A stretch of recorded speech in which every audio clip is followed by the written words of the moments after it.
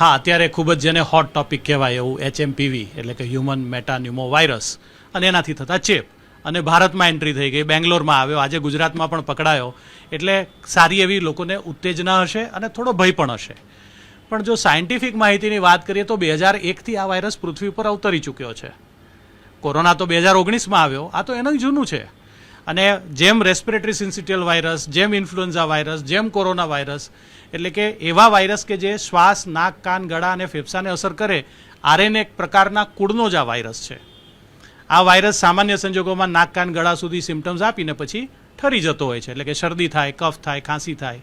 કદાચ કોઈની ઇમ્યુનિટી ઓછી હોય અથવા ઉંમર નાની હોય તો એ નીચે ઉતરે તો ફેફસામાં ક્યાંક ન્યુમોનિયા કરે, તાવ આપે, શરીરને ખૂબ બધો થાક લાગે, જેને મલેરિયા કહેવાય, અથવા તો બોડી એક એટલે કે કળતર થાય. દરેક વાયરસની લાઈફ 7 થી 10 દિવસની હોય, પણ જેની ઇમ્યુનિટી ઓછી હોય એને કદાચ એ વધારે નુકસાન કરી શકે એવી સંભાવનાઓ આ ફક્ત HMPVની નથી, દરેક રેસ્પિરેટરી વાયરસની છે.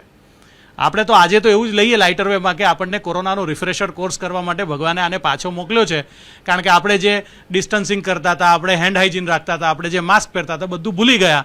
આપણી બધી મેમરીમાંથી એ બધું ડિલીટ થયું ને, એટલે ભગવાને એક મોકલ્યો કે સારું હવે તું આ જા.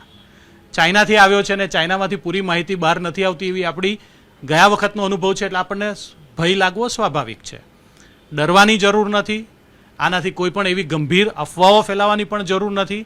પરંતુ જો મને શરદી થઈ, જો મને કફ થયો, મને જો ખાંસી આવી, તો મારે મારું માસ્ક પહેરવું, હેન્ડવોશ કરવા, ડિસ્ટન્સિંગ રાખવું, એવી સાદી કાળજી આપણે સામાન્ય સંજોગોમાં પણ લેતા હોઈએ એ જ લેવાની છે.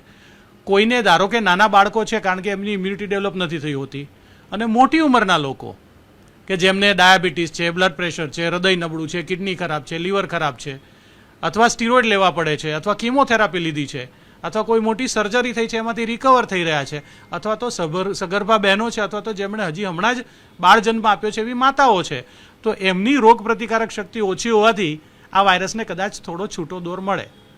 પરંતુ સ્ટેટિસ્ટિકલી પણ આ વાયરસ એટલો ઘાતક નથી. આપણે કાળજી લઈએ અને જેને પણ ચિહ્નો આવે એના માટેની RT-PCR ટેસ્ટ છે. આ તો પેલી ગુજરાતી કહેવત છે ને, છીંડીએ ચડ્યો એ ચોર.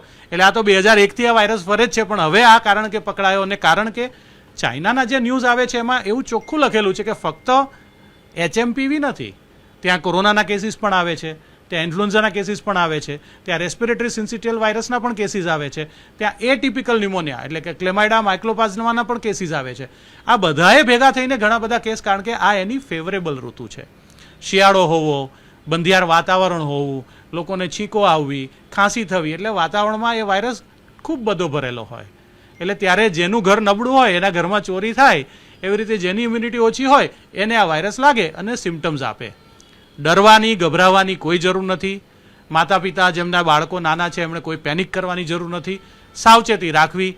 બાળકો સ્કૂલમાંથી આવે, શરદી ખાંસી છીકો થાય, સામાન્ય શરદી ખાંસી છીકો જેવું જ જણાતું હોય તો તમારા ડૉક્ટર પાસે વાત કરીને એની સિમ્ટમેટિક કેર જ લેવાની છે.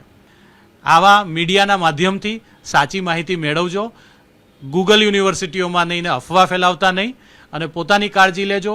ઘરમાં જે વડીલો છે એમની કાળજી લેજો, અને ખાસ કરીને જેમને શ્વાસના રોગ છે, દમનો રોગ છે, લંગ ફાઇબ્રોસિસ છે, એવા કેસમાં જો આ વાયરસ અંદર જાય તો કદાચ વધારે નુકસાન કરી શકે, શક્યતા છે. કરશે એવી અત્યારે આપણી આગળ માહિતી નથી.